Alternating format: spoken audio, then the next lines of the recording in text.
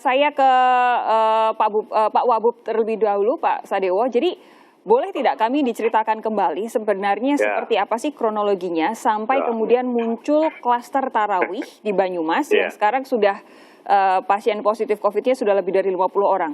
Oh enggak sampai 50 Mbak. Sebetulnya itu pertama awal itu di Desa Pekaja, Kecamatan Kalibagor ya. Itu memang ada satu orang sakit ikut taraweh. Kemudian diperiksa ternyata positif, dilakukan tracking 1, 2, 3 sampai 3 kali.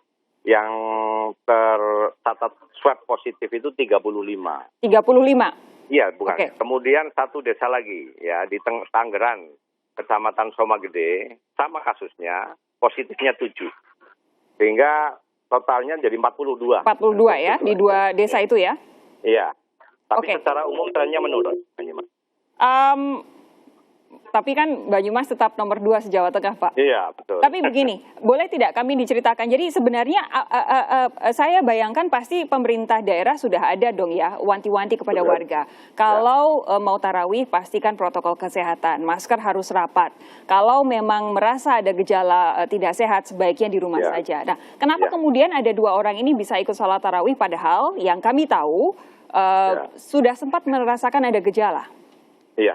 Jadi memang kita timnya kan tidak mungkin ya di semua titik itu kemudian kita pantau semua. Nah, kemarin rapat dengan Pak Bupati dengan Forkominda, sudah ada surat edaran ya, rencananya ada ketentuan dari Pak Bupati bahwa nanti akan ditentukan titik-titik masjid dan masjid ataupun musola yang diperbolehkan atau tidak diperbolehkan untuk tarawih, sehingga zonasi begitu ya?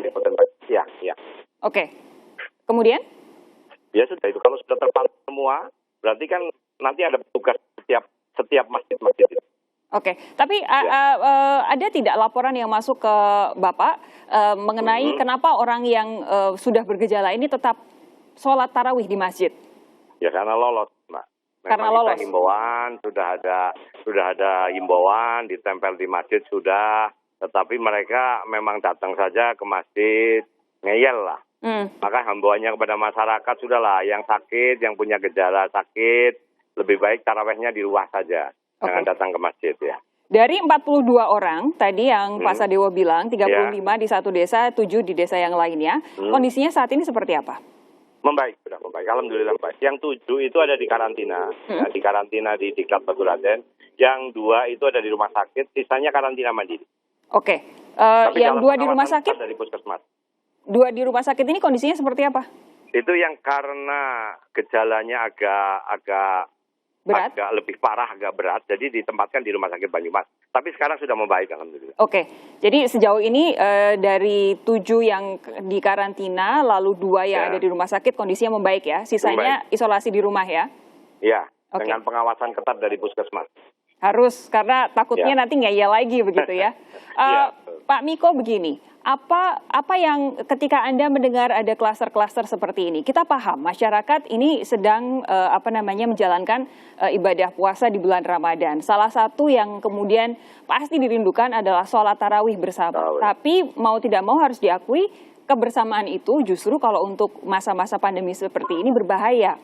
Apa yang bisa jadi masukan Anda ketika mendengar ada berita-berita munculnya klaster seperti ini?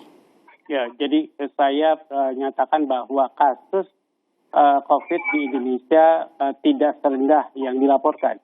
Jadi yang dilaporkan oleh surveillance itu 5.000-an cuman kasusnya, tapi orang tanpa gejalanya tidak diperiksa. Pada pedoman Deadcast yang terakhir September 2020 dinyatakan yang hanya diperiksa yang kasus. Yang ada gejalanya, tapi yang tidak kelihatan gejalanya, yang ada tapi ringan, kemudian orang tanpa gejala akan tidak diperiksa begitu. Jadi kasusnya menurut saya sebenarnya bisa 2 kali lipat, bisa 3 kali lipat dari yang dilaporkan. Percayalah. Kemudian sekarang ini kasus pada Ramadan sekarang itu jauh lebih banyak. Jadi pada Ramadan tahun lalu adalah 2.000, kalau sekarang ada 5.000. Pada Lebaran tahun lalu itu 2.000 termasuk OTG-nya. Jadi bayangkan kalau sekarang 5.000 tidak termasuk OTG-nya. Jadi bayangkan kalau sekarang adalah 10.000 atau 15.000 sehari, bayangkan kalau di desa-desa tidak diperiksa, kita nggak tahu jumlahnya. Yang pasti banyak. Oleh karena itu, menurut saya menganjurkan dari awal agar tidak taraweh bersama di masjid, agar taraweh di rumah, agar sholat id juga di rumah. Tahun lalu aja, menurut saya yang dengan 2.000 kasus dianjurkan di rumah. Kemudian tahun ini bisa berbeda, padahal kasusnya lebih banyak. Jadi kalau menurut saya, agar negara kita tidak seperti India, kalau menurut saya bisa seperti India, kalau kita seperti ini terus, tadi melakukan social distancing ringan, begitu, hingga sedang, dan vaksinasi diperlambat, begitu, pasti kita bisa pecah. Pecahnya kapan, saya tidak tahu. Tapi tadi yang disampaikan oleh Pak Sadewo, salah satu hal untuk mencari jalan tengah bagi orang yang kemudian sangat ingin tarawih berjamaah di masjid adalah menggunakan sistem zonasi. Apakah itu efektif? Menurut Pak Miko akan dijawab sesaat lagi. Tetap bersama kami, Sapa Indonesia Malam segera kembali. Pak Miko, tadi pertanyaan yang sempat saya tanyakan sebelum kita jeda iklan, ini kan kalau dari Pak Sadewo, pemerintah daerah Kabupaten Banyumas itu akhirnya mencari titik tengah begitu, antara warga yang sangat ingin tarawih, kemudian dengan protokol kesehatannya akhirnya dipilih menggunakan sistem zonasi untuk tarawih. Menurut Anda ini bakal efektif nggak Pak? Ya, jadi sekarang itu kondisi jumlah kasus COVID-nya itu tinggi ya dibanding tahun lalu. Kemudian menurut saya kita harus memperhatikan kesehatan publik masyarakat begitu.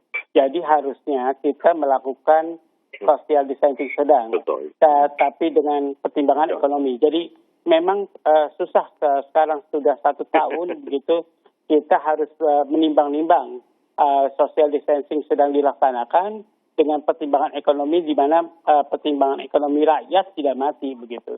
Jadi harus menimbang betul apa yang ekonomi rakyat tidak mati, kemudian kegiatan sosial seperti sholat taraweh dan kemudian sholat id ya mungkin tidak kita larang, tapi kita himbau. Ini saya kasihan kepada masyarakat kalau itu tertular, negara kita bisa seperti India. Kalau sebelum vaksinasi dipercepat. Pak Miko, silakan. Ya kalau tidak dipercepat ya saya takut gitu, bahwa masyarakat kita seperti India banyak orang yang perlu oksigen yang minta ampun begitu. Jadi mudah-mudahan kita tidak seperti India. Jadi kalau semua pemerintah daerahnya, karena ini tanggung jawab pemerintah, baik itu pusat, ke provinsi dan kabupaten atau kota, jadi bertanggung jawablah kepada masyarakat. Ya, gitu. Itu saya setuju. Tapi begini, ya namanya ibadah itu memang susah-susah gampang begitu ya. Saya juga berusaha memahami dari sisi Pak Sadewo. Kalau misalkan dari Pak Miko, paling tidak misalkan memang serendah mungkin jumlah masjid yang diizinkan untuk tarawih, kira-kira bagaimana protokolnya supaya keamanannya maksimal? Masjid seperti apa yang boleh diberi izin? Lalu kalaupun sudah diizinkan, bentuk salat tarawihnya akan seperti apa? Ya, satu adalah harus ada satgasnya. Setiap masjid memastikan satgasnya jalan, kemudian tetap harus jaga jarak, tetap harus pakai masker, kalau bisa di screening dengan termometer. Jadi kalau bisa begitu. Kalau itu dilaksanakan paling tidak berkuranglah transmisi COVID-19. Jadi kalau jaga jarak sih baik, kalau itu bisa dikontrol ya. Kalau tidak bisa dikontrol, kalau kemudian peminat tarawihnya banyak, menurut saya ya itu ya susah ya buat masyarakat bagaimana membubarkan atau memindahkan tarawih orang yang mau banyak banyak kemudian mau nggak ada jarak. Jadi menurut saya jangan nggak ada jarak. Jadi menurut saya harus ada jalan keluar untuk itu. Itu, Mbak. Ini tadi dari sisi Satgas. Kalau untuk dari misalkan bentuk bangunan masjid sendiri atau untuk syarat-syarat apa yang harus ada di dalam bangunan itu, apa yang bisa Pak Miko sampaikan? Jadi menurut saya sih kalau dengan jarak paling tidak aman. Dengan syarat jendela dan pintu harus terbuka. Jadi menurut saya aman. Karena jendela pintu masjid itu dan jendelanya luas-luas. Kecuali kalau ada masjid yang jendelanya terbatas atau pintunya kecil, sebaiknya ditambah dengan kipas angin begitu untuk membuang udara keluar. Ya. Atau mungkin karena ada pilihan oleh Pak Sadewo tidak usah diberi izin ya, izin untuk masjid-masjid yang secara ventilasinya baik. Pak Sadewo, saya yakin dari kasus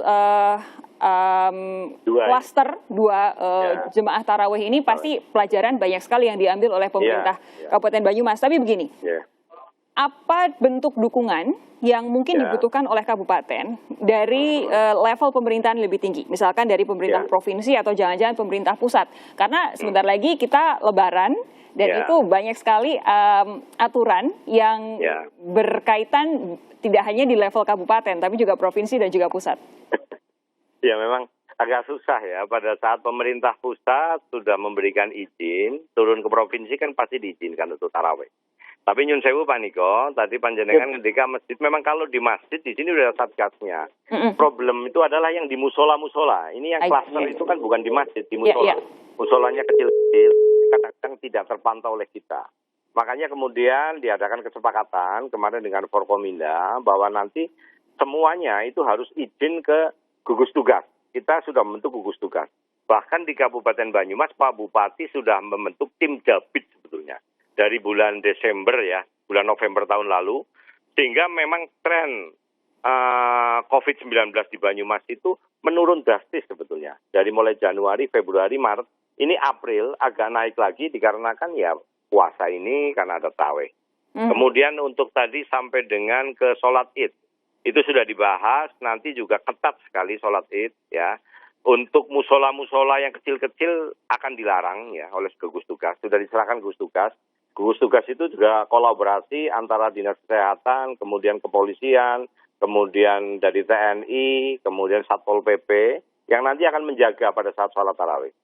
Izin harus dikeluarkan oleh gugus tugas di wilayahnya masing-masing. Bahkan dari Pak Bupati dan Forkominda kemarin ada himbauan untuk lapangan-lapangan yang letaknya di pinggir jalan nasional, di pinggir jalan provinsi atau jalan kabupaten, itu tidak usah mengadakan sholat Id.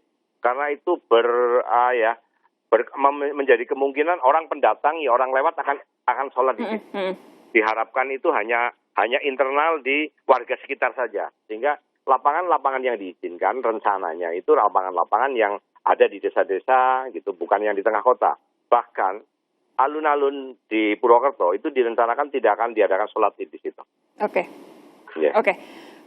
Satu hal yang dari perbincangan ini yang saya jadi ingat adalah pernyataan Pak Wapres ya, Pak Ma'ruf Amin, beberapa waktu yang lalu mengingatkan kita semua bahwa sebenarnya salat tarawih itu sunnah.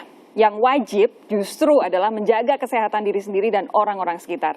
Itu yang harus jadi pertimbangan oleh semua orang. Pak Miko, terima kasih. Pak Sadewo, terima kasih sudah bergabung bersama kami di Sapa Indonesia Malam hari ini. Sehat terus. Kita ketemu lagi lain waktu.